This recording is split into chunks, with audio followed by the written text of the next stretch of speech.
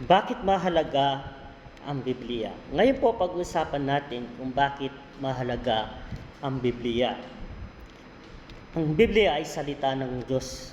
Ito ay nagbibigay po ng katotohanan sa atin, gabay, pag-asa at karunungan para sa buhay. Kaya importante po na malaman po natin kung ano yung kahalagaan ng Biblia. Yung una dito, mahalaga ang Biblia sapagkat ipinalawanag dito ang pinagmulan ng tao, ang layunin ng kanyang buhay. Kasi po madami po mga tao po, hindi po nila alam kung ano po yung dahilan kung bakit sila nabubuhay. Hindi rin po nila alam kung anong pinagmulan nila. Madami pong nalilito po dito. Kaya po sabi sa Genesis 1:27, kaya nilalang ng Diyos ang tao ayon sa kanyang larawan. Nilalang niya ito na isang lalaki at isang babae. Ibig sabihin po, alam po ng Panginoon ang dahilan kung bakit tayo nilikha. Alam niya po ang purpose kung bakit tayo nandito sa mundo. Itinuturo din ng Biblia na tayo nilikha ng Diyos at hindi basta nagkataon lamang.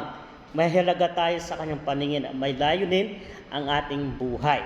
Pangalawa, mahalaga ang Biblia sapagkat nagbibigay ito ng gabay sa pang-araw-araw ng pamumuhay ng mga Kristiyano.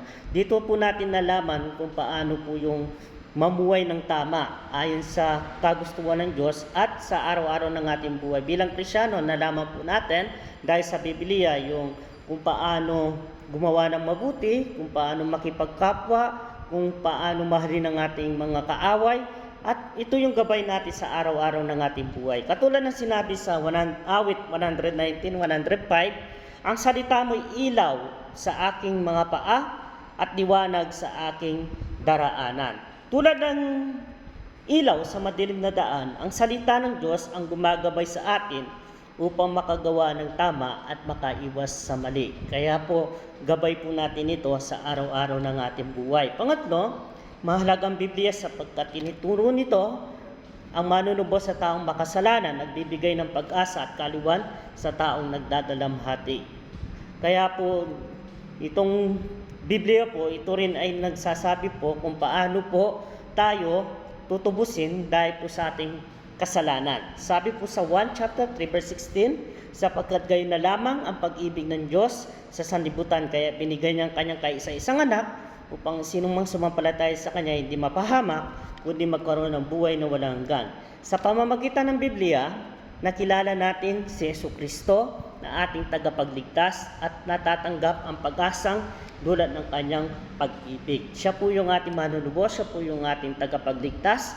Kaya po lubos yung ating pasasalamat dahil yung taong walang pag-asa, dahil po kay Jesus nagkaroon po tayo ng pag-asa. Pang-apat, mahalagang Biblia bilang aklat ng kaalaman.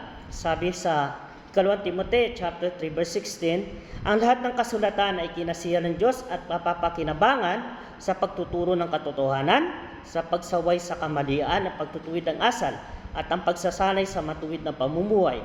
Ang Biblia ay nagbibigay ng karunungan at magtuturo ng katotohanan upang tayo mamuhay ayon sa kalooban ng Diyos. Kaya nagpapasalamat tayo sapagkat binibigyan niya po tayo ng karunungan kung paano po mamuhay ayon sa kanyang kalooban.